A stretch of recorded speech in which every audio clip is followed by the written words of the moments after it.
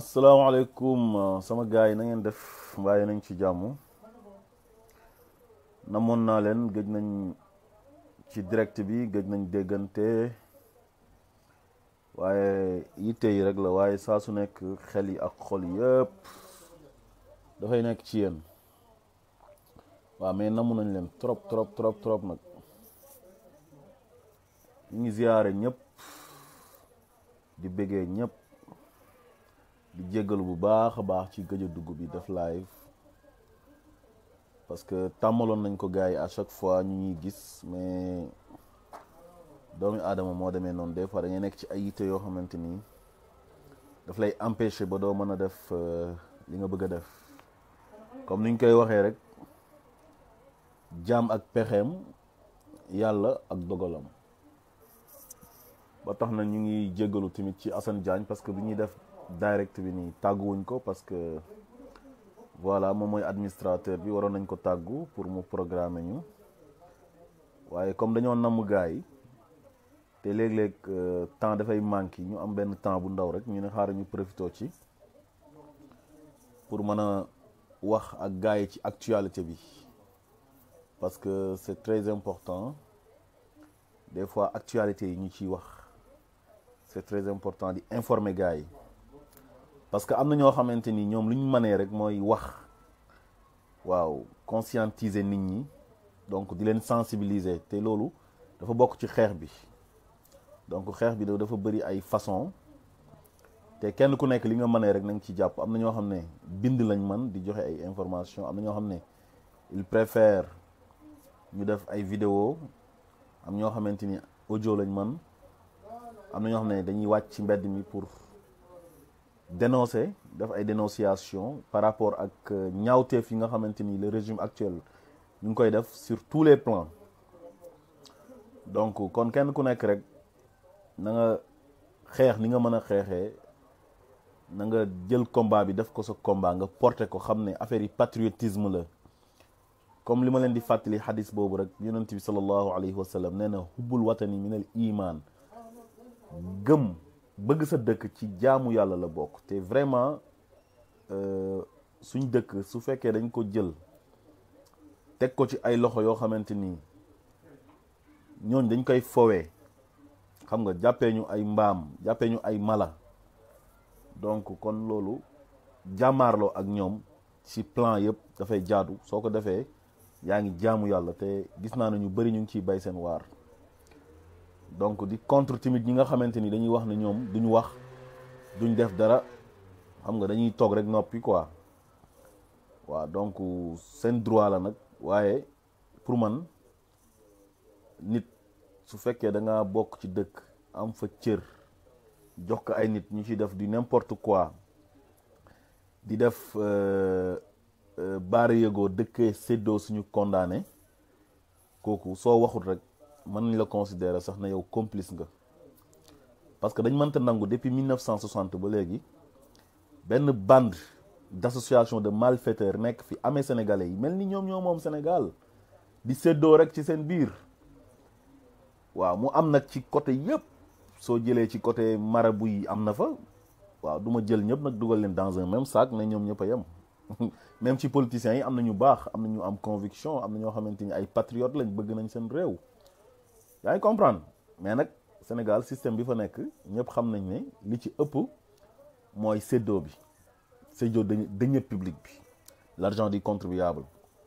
da ngay toog soo toogee am sa ay griots traditionnels masuñoo am métier masuñoo liggéey nekk géwél ça ne veut pas dire que ne doo am métier da nga war a ut métier da nga war a jàng am spécialisation xam nga wala nga ut métier boo xamante ni sa métier la nga ci dundal sa bopp waaw mais géwél laa communicateur traditionnel laa di jël ay drap di yëkkati xam nga sol sa ay mbaxana jaay làmmiñ bu rëy nguur gi jël xaalis bi di la jox xam nga parce que yow yaa ànd ak moom sa làmmiñ rëy na xam nga yooyu yëpp daf fi war a jeex moo tax il va falloir ñu changer le système complètement dafa jot parce que boo gisee xale yi diaspora beeg xale yi nga gis ñëpp ñu nekk di def ay vidéo di wax di dénoncer ak ñeneen dañu sonn ci système bi dafa pourrir donc système bi moo nëpp bay xeeñ te il est temps ñu combattre système bi pour faire avancer notre pays muy le Sénégal, le cher Sénégal. Donc loolu rek il faut que ñu ut benn président boo xam ne bon man je suis pas avec Sonko waxuma ne Sonko la àndal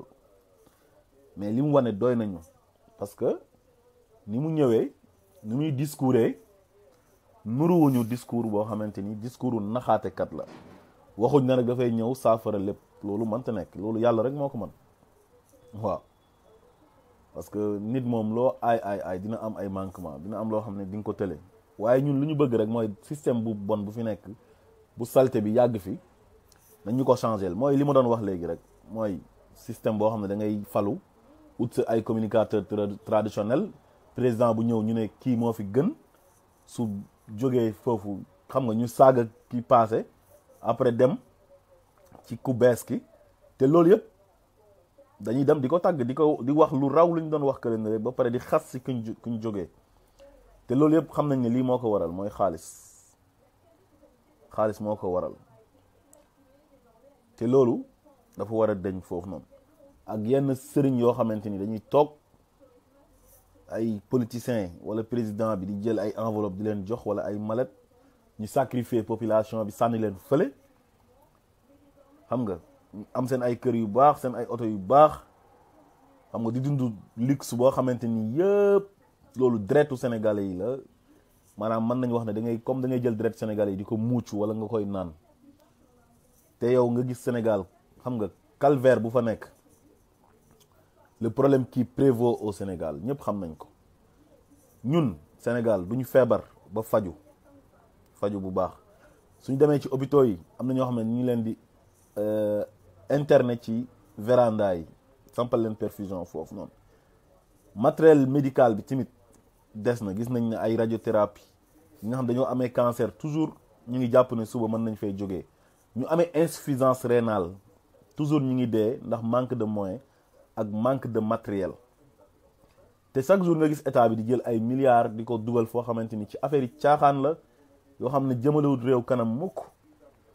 Je prends l'exemple du TER mooy train express régional bi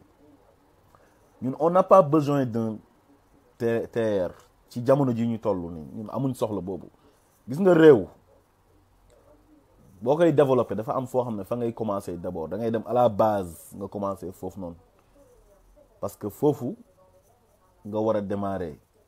mooy ne peuple bi war nañoo jàng boo xamante ni bu mucc ayib lay nekk professeurs yi waxuñ ne duñ grève de waaw parce que loolu mënta ñàkk ci dëkk mais ñu teg leen ci condition yu baax yoo xamante ni perturbation du am mukk ci njàng mi chaque année te gis nañ ne chaque année rek perturbation dina am santé bi gis nañ yëngal gësam ànd gësam wala yëngal gësam chaque jour ñu ngi ci terrain bi di ñaxtu ndax seen condition baaxul ñu gis agriculture bi la même chose baykat yi chaque jour ay bons impayés mu ngi am ñu leen di nax xam nga chaque jour excusez-moi chaque jour nit ñaa ngi ñaxtu di gis ci télé bi ay mbumbaay yoo xam ne amul benn njëriñ te loolu yëpp bu ñu koy def affaire yu partisan lañ koy defee ak ay affaire politique boo xam ne dafa xewi ay politique gu ay tabax ay yoo xam ne am c'est inutile xam nga te nit ñi war a lekkuñ war a naanuñ capital bi sax Dakar day am problème mu ndox à chaque fois ñu gis président bi organisé woon na fi temps yi leen ne dafay def cérémonie d'investiture am wala meeting d'investiture am mais lu ñu fa yàq ci xaalis loolu du xaalisam xaalisu réew mi la dem invité ay président yoo xamante ni ay complice am lañ xam nga donc yooyu dafa ñaaw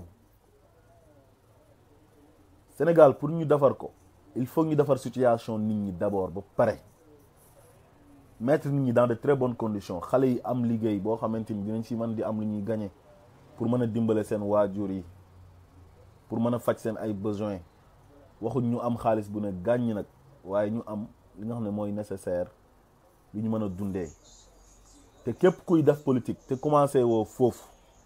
njàng mi mbay mi santé bi ak transport bi nga teg ko ci condition yu baax nit ñi di mën di dem di dikk te par étape la parce que waxuñ ne transport bi dañ ko war a defar rek nga ne da ngay dem jënd benn TER boo xamante ni 1500 milliards lay jar ba pare di daw ci 42 kilomètres boo xamante ni ñi fay dem bëriwul muy aéroport bu Diass donc aéroport bu Diass bi xam nañ ne ñiy tukki Sénégal soo leen jëlee bëriwuñ de Sénégal ñi nga xam ne am nañ possibilité am ay moyens pour voyager bëriwul donc boo jëlee 1500 milliards nga koy def ci benn TER te nit ñi buñ feebaree duñ mën a faju bu baax amuñ luñ lekk amuñ luñ naan xam nga situation bi nekk situation boo xamante ni bu doy waar la kenn xamut nit ñi lu ñuy dund waaw di teg jiili tubaab yi ñu lay waaw waaw ñaar fukki milliards doo ko sa compte waaw mooy daal toujours li may wax rek sama waa ji mu ngi koy confirmer waaw li may wax rek toujours mooy baara yëgoo dëkkee séddoo suñu condamné man bi ma gisee ñuy essayé TER bi sax man vraiment dama am lu ma naqari quoi parce que précipitation bi yàkkamti bi maanaam système politique bu xew yi bi nga xam ne yow da ngay jéem a lëre Sénégalais di leen nax tegal leen benn affaire pour élection yi ñu voté la mais pour man loolu c'est dépassé quoi te nouvelle génération bi ma gis nekkul na loolu mooy tax ñu voté la quoi Macky système bi muy def nii loolu c'est dépassé quoi loolu temps yi Senghor la woon ak Abdou Diouf xam nga ba ci Ablaye Wade te moom Ablaye Wade sax moo ko xaw a tane tuuti quoi parce que Ablaye Wade dafa osé ñëw def loo xam ne ma su fi am xam nga mu commencé ko quoi yaa ngi comprendre mais tey boo demee ba ñuy tegal benn TER boo xamante ni 1500 milliards lay jar xam nga daane këru jàmbur yi poussiéral leen yëkkati foofu noonu hauteur bi nekk ay 3 mètres ndox mi bu ñëwee dal seen si kaw raay bi dugg seen biir kër yi causé leen ay inondation yu kenn xamul xam nga yokk leen jàngoro mais 1500 milliards yooyu lu mu mënoon ak a bëri Sénégal tali yi ba tey doyul su fekkee dañuy wax affaire infrastructure routière tali yi doyagul de Sénégal am na dëkk yoo xamante ni dañ ko war a désenclaver imaginez nga jógee Casamance tey ne da ngay dem Saint-Louis fooy jaar tu passes par Kaolack yaa ngi comprendre nga ñëw ba Diamniadio après tourné waat jëlaat yoonu Thiès bi pour dem Saint-Louis mais loolu waroon nañoo mën a defar ay tali yoo xamante ni dafay lëkkale dëkk yooyu noonu jegele leen nga xam ne dëkk boo bëgg a jëm rek yow boo génnee rek am na talu booy tegu boo xam ne da lay yóbbu foofu te loolu yëpp mënoon na nekk imaginer ku jógee Matam ne da ngay dem Kolda wala nga jógee Matam bëgg a dem Ziguinchor mais fan ngay jaar da ngay def contournement boo xamante ni bu ngand lay nekk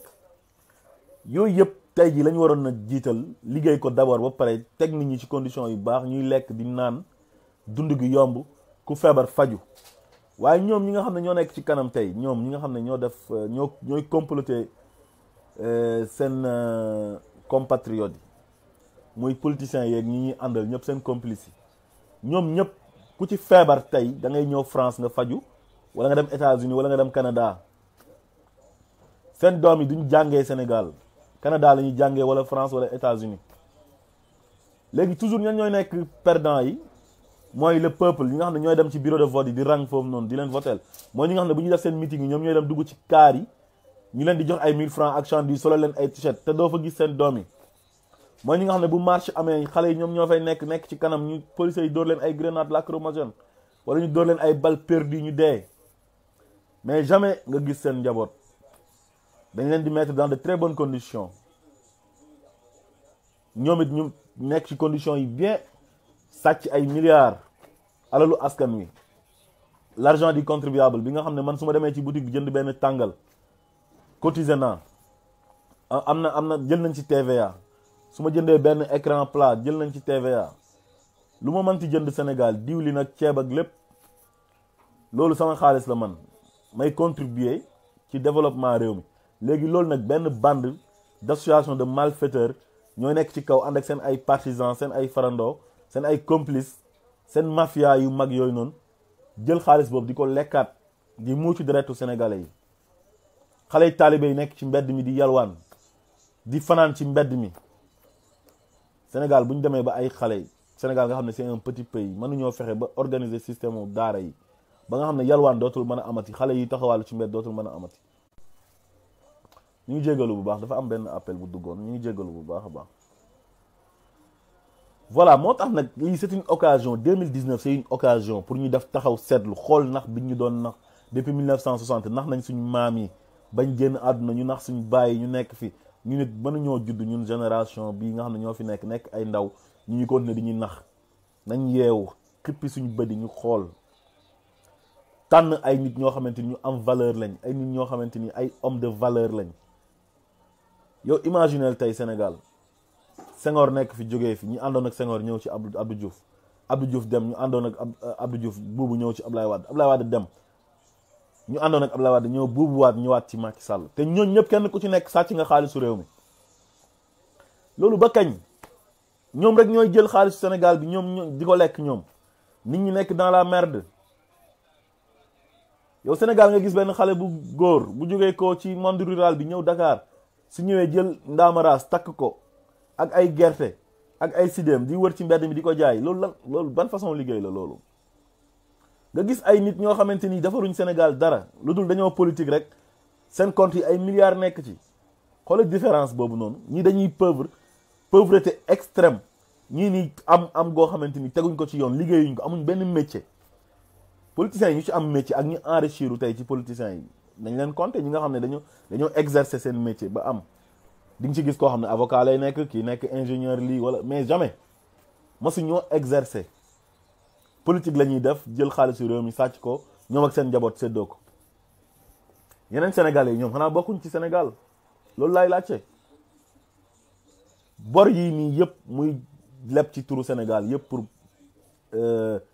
boppam la rek waaw su demee bàyyee ñu ko ñu continuer waat di fay ay bor ñëw na ci groupe consultatif bu Paris bi mu ñëwee ñu ne jox nañ ko 7 milliards et quelques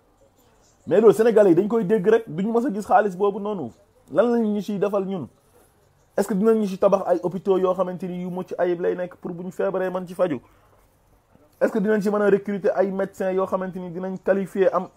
spécialité yëpp am Dakar mais am Sénégal kon Sénégal am na spécialité yoo xam ne amu fa ci wàllu médecine da ngay toog ñu ne la ay 4 neurologue moo nekk Sénégal wala nga toog ñu ne la chirurgien boo xam ne cardiologue la benn la fa wala lii wala laa te boo demee ci yeneen réew yi fekk fa région bu nekk dina ci am lu bari nit ñi di dee goo xamante ni état bu bon moo leen koy yóbbee état boo xam ne day jël seen xaalis war ko def ci réew mi di ko jël di ko séddoo ñoom ak seen ay xarit ak seen ay partenaires yooyu yëpp war nañ ko xoolaat c'est très important gars yi nañ yeewu fu mu nekk nii bu ñu ne Macky Sall ñëw na Paris jox nañ ko 7 milliards et quelques léegi am ñoo xamante ni ay kenn xamut ay façon yan nit lañ nekk fi di ko jay naan ko doo moromu gars yi c'est-à-dire loo lépp kañ yomb na soo amee pétrole am gaz ko lépp mu lebal la après mu dem jël ko foofu noonu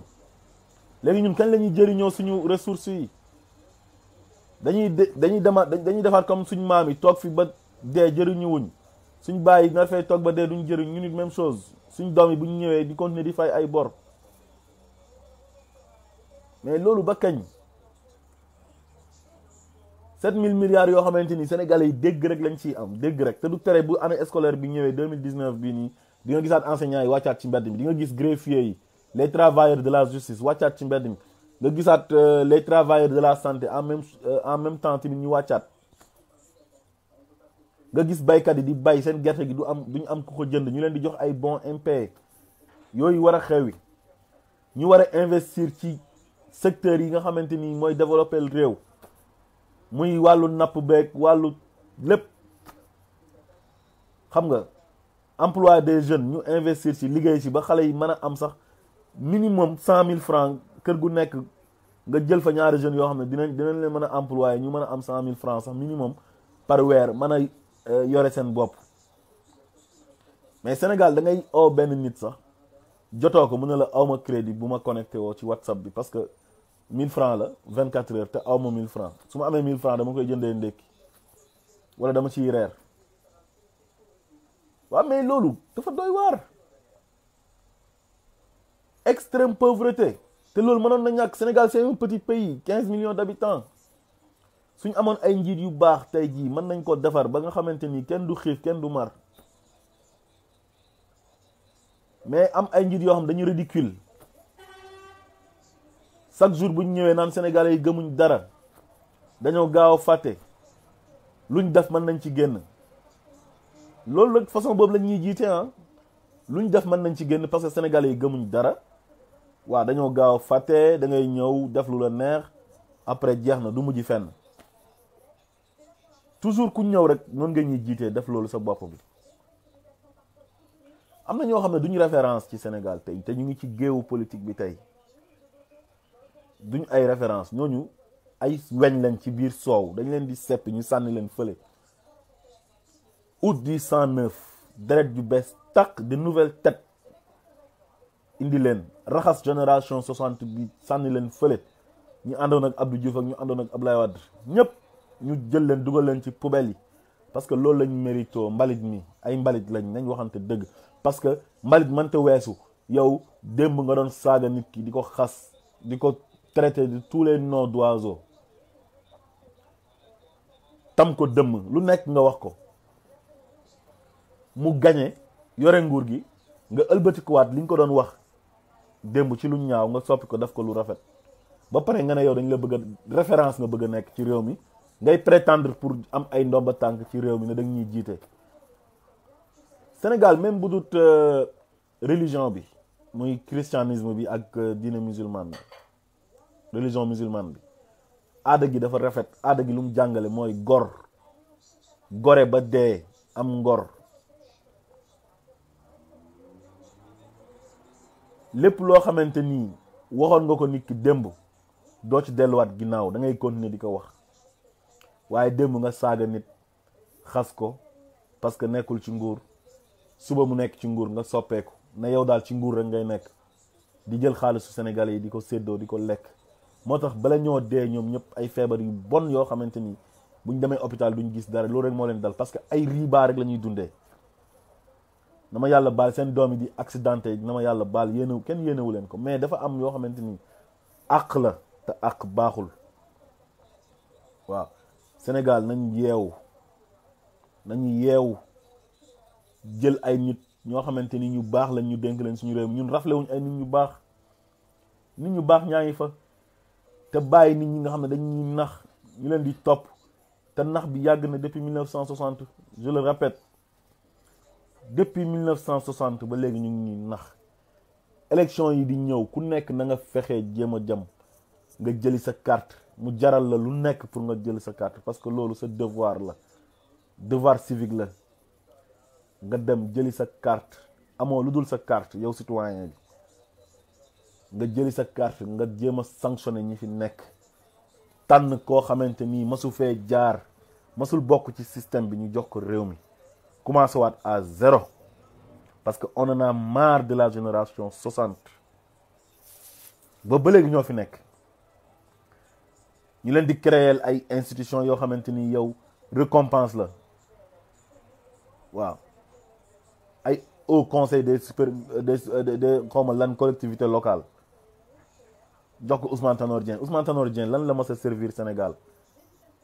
lan. créer ay institutions yoo xamante ni amul benn njëriñ conseil économique social environnemental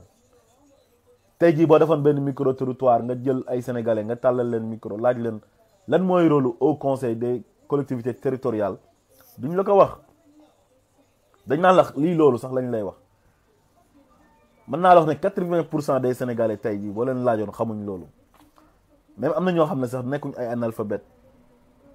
waaye tey jii jàng nañ sax mais boo leen laajoon lan mooy au conseil des collectivités territoriales ñu ne luy loolu. te pourtant ña nga fa employé ay nit di leen fay xaalis bu bëri di leen jox ay bons d'essence jëndal leen ay oto te loolu yëpp ci xaalisu réew mi la léegi ban njëriñ lañ amal réew mi nga ëlbati kuwaat laajaat Sénégalais yi ne leen lan mooy conseil économique et social environnemental ñu ne la loolu lan mooy rôle am lan lay liggéey duñ ko xam man mii di wax ak yéen sax xaw ma man lan ñoom lan mooy seen liggéey ci Sénégal gouvernement boo xamante ni ay 80 et quelques ministres ay ministres sans fauteuil ministre conseiller kenn ku nekk nga koy jox ay millions par weer di ko ay chargé de mission di leen jox xaalis ñiy voyager di dagg billet avion ci xaalisu sénégalais yi nga xam ne doxaluñ sénégalais yi dara lu dul seen bopp rek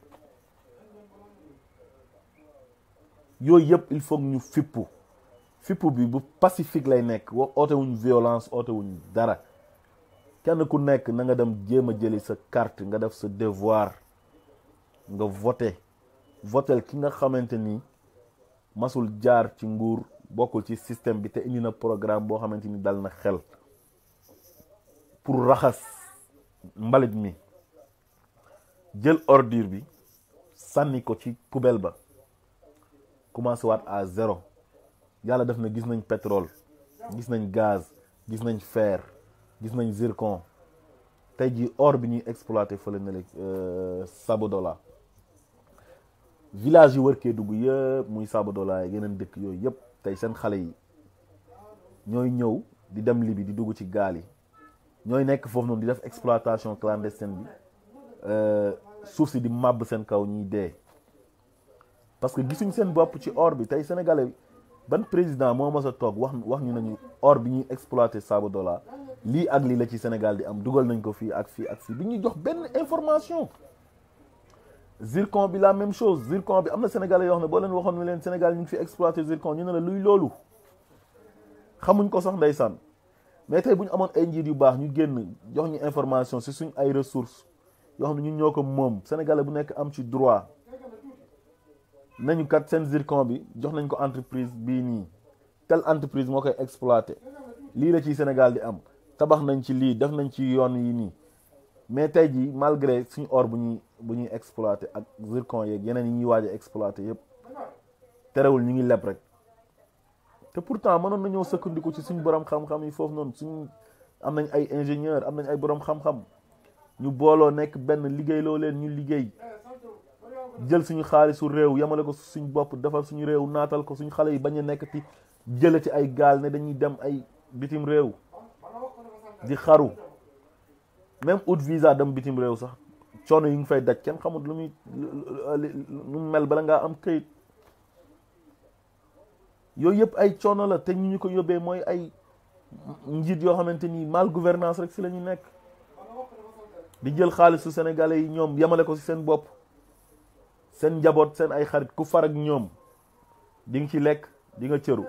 ku àndut ak ñoom ñu fexe nuñ la tuumaalee yàq sa der wala ñu jàpp la tëj la si kaso gi loolu ba kañ te loolu yëpp ñun ñoo ko moom tey suñ suuf si boo demee Falémé tey Falémé foofu tamit ci région Kédougou la ba tey Kédougou dafa riche kii baa ngi fa fer bi mu ngi fa tey jii ñu ngi ko bëgg a jox benn entreprise turque dégg rek lañ ciy amati tamit exploitation bi dégg rek duñ xam fan lay jaar duñ ci gis suñ bopp yow réew boo xam ne am na ay ressources di ko exploiter ba pare te yow réewam amul hôpital bu baax amul ay médecins yu qualifiés yu baax wala yu doy ngeen baal ma médecins yu doy amu fa am na médecins yoo xam dañuy ñëw fii France jàng si buñ jàngee ba pare sax après dañuy rester fii nii pour seen condition mën a baax parce que fële boo demee lu yàlla xam doy na ñi nga xam ne ñoo gën a am njëriñ tey di servir réew mi kenn du leen fay salaire yu baax ay 400 000 lañ leen di fay ak ay 500 000 francs ko defee politicien bi jógee fële bokk ci parti au pouvoir rek moom nekk milliardaire te liggéeyul Sénégal dara te milliards yooyu yëpp daf koy voler da koy sàcc mais loolu dafa métti c'est dur loolu dafa métti réew bu am ay ressources te mënul am école tabax ba léegi ay abri provisoire mu ngi am ci àll bi chaque jour ngeen gis ko ci internet bi boo demee dans les villages les plus reculés du Sénégal da nga fay fekk ay abri provisoire mooy lan mooy ay sàkket la ñuy jël ay mool teglante ut benn tableau teg fa affecté fa enseignant boo xamante ni ay 80 000 lañ koy fay wala 100 000 francs par weer nga xam ne bu jógee koo Kédougou war a dem Dakar wala jógee koo Kédougou war a ñibbi Matam wala war a ñibbi Thiès wala feneen coono bu nekk dina ko daj ci yoon bi pour mën a àgg këram te classe école boo xamante ni day am 6 classes loolu mën na la moins de 10 millions sax mën na ko tabax am na sax ñu wax ne 3 millions mën na tabax ay 6 classes ba léegi jamono jii ni ñuy am ay abri provisoire mais soyons sérieux ñun réew mi gars yi ñu ko dénk moomuñu réew mi de dañ leen ko dénk réew mi ñun ñoo ko moom ñun ay sénégalais lañ soo jëlee suñu maam yi sénégalais lañ ñu nekk ay nationalité sénégalaise ba pare fier ci kon suñu réew mi buñ ko tegee ci ay loxo ay caaxaankat ay naxaatekat ay sàcc yoo xamante ni dañ ñëw ànd ak seen bande d'association de malfaiteurs di séddoo alalu réew mi nañ jóg ñu jàmmaarloog ñoom sur tous les plans pour nanguwaat suñu réew teg ko ci ay loxo yu baax Sénégal ñu baax ñoo ëpp foofu ñu bon waaw donc loolu lañ amoon tey li ñu doon wax ci direct bi dañuy gàttal rek ndax xaw a manqué jot waaye maa ngi fàttali sama mbokk yi ne leen partager leen vidéo yi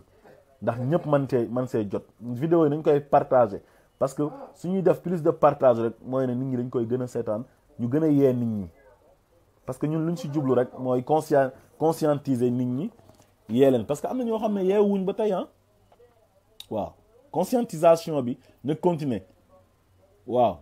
ba pare su ko defee nag ñu sensibiliser xale yi nga xamante ni ñoom ñooy primo votant yi xam nga sensibiliser leen ñu xam kan la ñuy votel yàq deru gaa yi nekk ci kaw xam ne ñoom jëmeewuñ ñu fenn te xale yi nga xam ne ñoom ñooy primo votant ñoom ñooy avenir u réew mi ëllëg parce que ñu ci bëri tey ay terminal la ñuy def wala ñuy def seconde wala ñu jàngut ñu ngi liggéey tey ut nañu métier te seen situation ëllëg dafa war a baax dafa war a gën li weesu donte lu weesu moom lépp ko gën waaye war na am benn amélioration mooy vécu quotidien beeg yooyu noonu waaw donc kon partager leen vidéo yi ni ngeen ko mën a partager maximum de partage xam nga ba pare voilà quoi ngeen jëli carte yi daal jëli leen carte yi ku nekk bul wax ne daal dem naa joxuñ ma sama carte damay xaddi bu kenn xaddi nañ dem jëli carte yi bu ronde ci bureau yi insister ba jot sa carte parce que sa droit la da ngaa am droit am sa carte électeur pour tànn ki nga bëgg a votel nga fal ko waaw donc kon ñu ngi jaajëfal ñi nga xam ne ñoo ñu doon topp ñëpp di ñu bàyyi xel gis nañ message yi kontaan nañ ci yéen ñëpp ku lim da ngay juum donc di leen wax nag ne officiel Sénégal rek bi tamit ngeen ciy bàyyi xel bu baax a baax di ko partager di abonné si YouTube beeg yooyu noonu pour